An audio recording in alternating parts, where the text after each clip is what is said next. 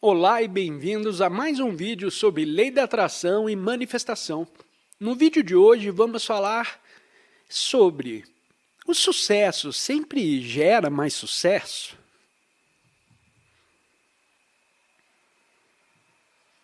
Como qualquer um que o tenha alcançado vai lhe dizer, o sucesso não pode ser atribuído à sorte. Aqueles que desfrutam de múltiplos sucessos seguem um padrão comum, sabem o que amam fazer e usam sua experiência e perícia para gerar novas ideias e negócios.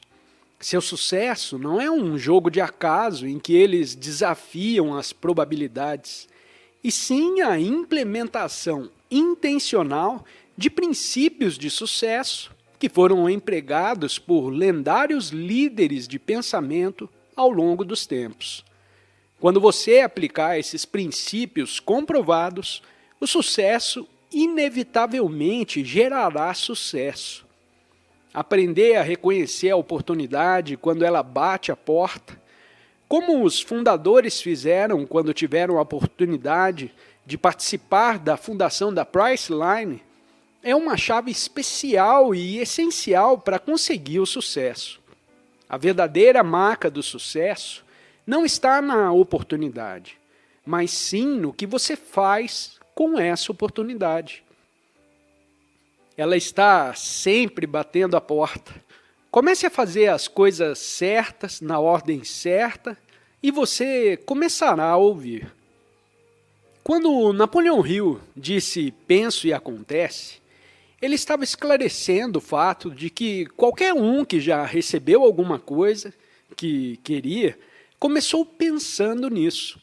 Sendo assim, porque algumas pessoas agem sobre suas ideias, enquanto outras não. Porque os pensamentos são simples formas de passar o tempo ocioso para alguns, enquanto que, para outros, são as sementes da extraordinária realização.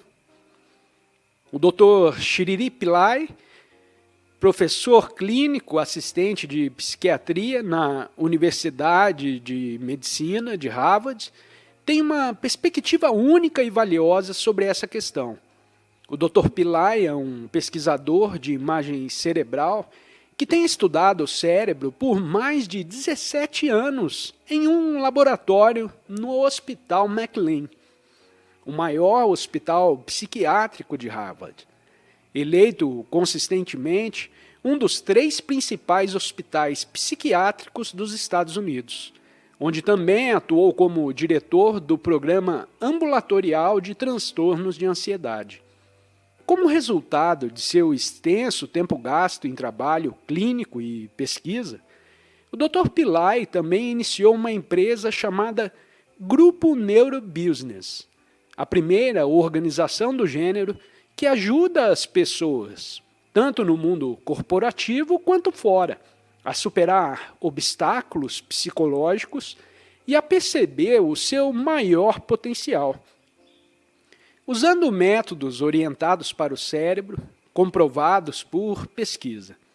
Essa companhia sensacional foi eleita uma das 20 melhores condutoras no desenvolvimento de liderança no mundo em 2013 pela Training Industry. Além de ser extremamente qualificado para falar sobre o cérebro de um ponto de vista profissional, o Dr. Pillai também é um testemunho vivo do fato de que os pensamentos se tornam realidade e um especialista em superar os obstáculos que podem impedir o sucesso. Um exemplo disso, quando perguntado sobre como ele chegou a Harvard, Dr. Pillai respondeu com naturalidade: eu liguei para eles. Acontece que foi exatamente o que ele fez. Quando percebeu que queria ir para Harvard, ele realmente pegou o telefone e ligou. Após perguntar pelo diretor de Harvard, e então pelo reitor, antes de finalmente entrar em contato com o chefe do departamento de psiquiatria, enviou seu currículo. Foi entrevistado por telefone e 2 semanas depois recebeu uma ligação informando que estava dentro. O resto é história.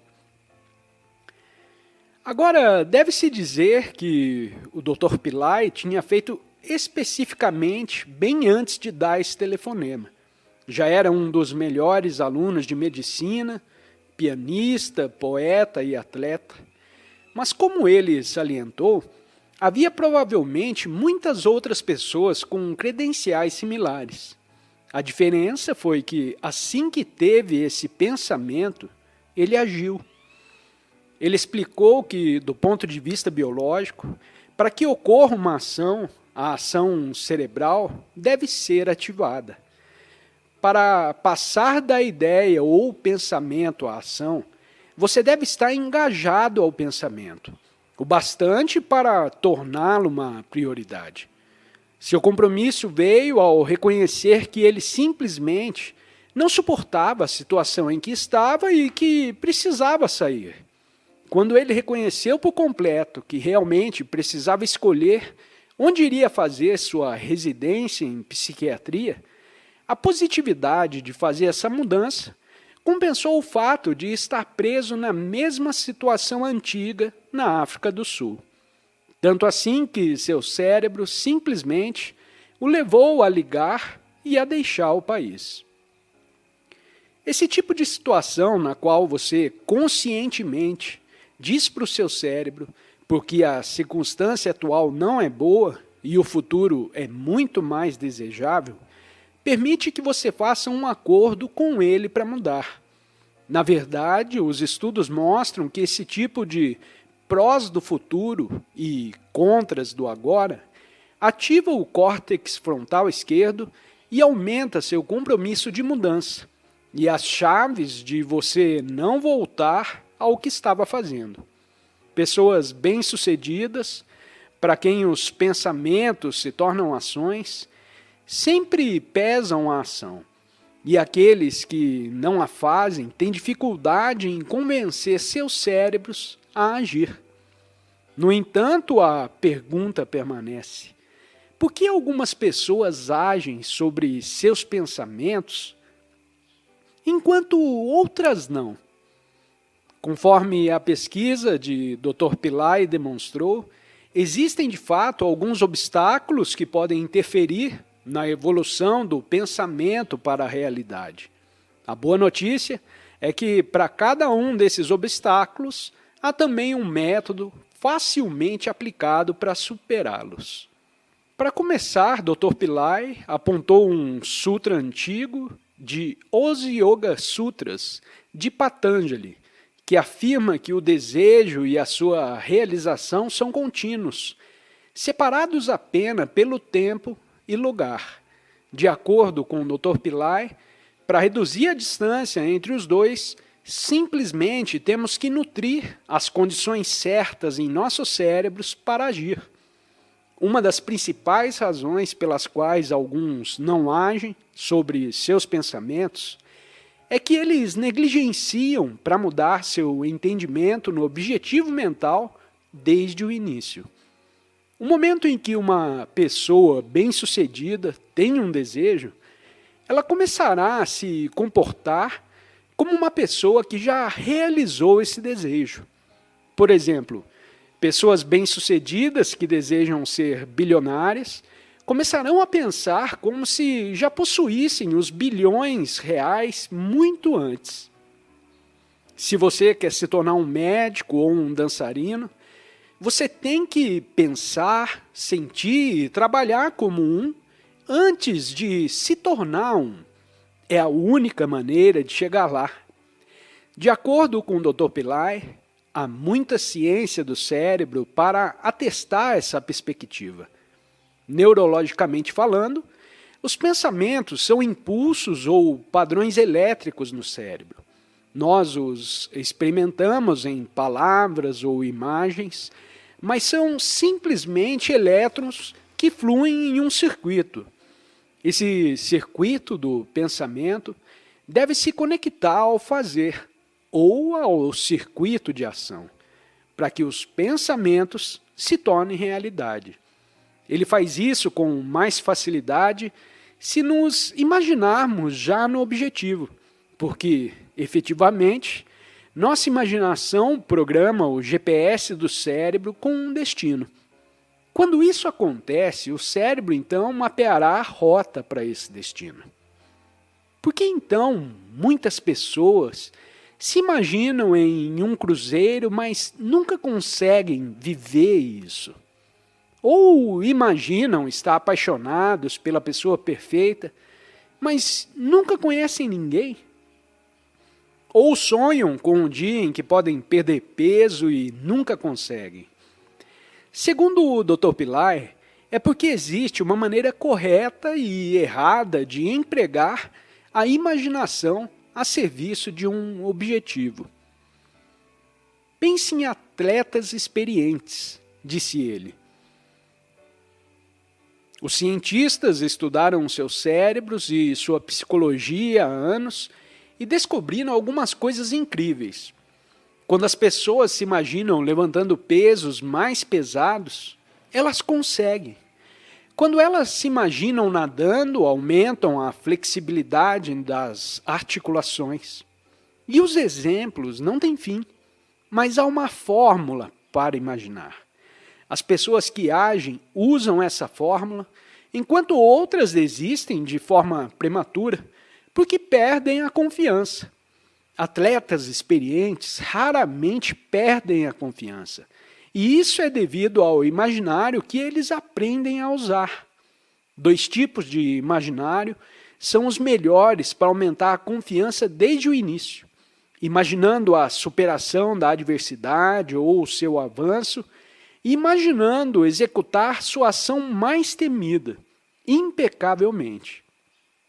Não é a imagem de segurar o troféu no final o que aumenta a confiança, mas a imagem do progresso de ganhar de virada. Algumas pessoas, depois de ganhar confiança, ficam ansiosas quando começam a imaginar que estão em direção a seus objetivos. Então elas param de imaginar prematuramente. Estudos mostram que a imagem real faz a diferença. Quando você imagina na primeira pessoa, ativa o cérebro com mais força, mas também causa mais ansiedade. Para lidar com essa ansiedade, Dr. Pillai sugere mudar para uma perspectiva de terceira pessoa, em que é possível observar uma imagem tão real, distanciada de si mesmo na situação. Imagine, por exemplo, campeões de atletismo. Eles, ao se imaginar na terceira pessoa, se verão alinhados na linha de partida ou correndo na pista, ou ainda alcançando a linha de chegada primeiro. Na primeira pessoa, eles vão apenas imaginar a pista na frente deles. Ambos os tipos de imaginário são excelentes para seu cérebro. Começar em terceira pessoa e em seguida mudar para a primeira pessoa pode ajudar a reduzir a ansiedade. Entretanto, o Dr. Pillai adverte que nada disso importa se você realmente não acreditar no seu objetivo. Quando você acredita em sua imagem-pensamento, seu cérebro tentará desenvolver uma resposta a ela. Por exemplo, se eu pedir que você imagine que está girando a sua mão em 20 graus, o centro de ação do seu cérebro disparará como se estivesse realmente fazendo isso. Mas se eu pedir que você gire 270 graus, seu cérebro simplesmente ficaria estacionado. Nenhuma ativação, nenhuma ação. É porque o seu cérebro não acredita que isso seja possível. Quando você não acredita que algo é possível, seu cérebro não desperdiça seu tempo tentando. É por isso que a missão da minha vida é expor às pessoas a ciência do que é possível de todas as formas que eu puder. E a conclusão? Aqueles que agem se atrevem a imaginar, e eles imaginam de uma maneira muito específica.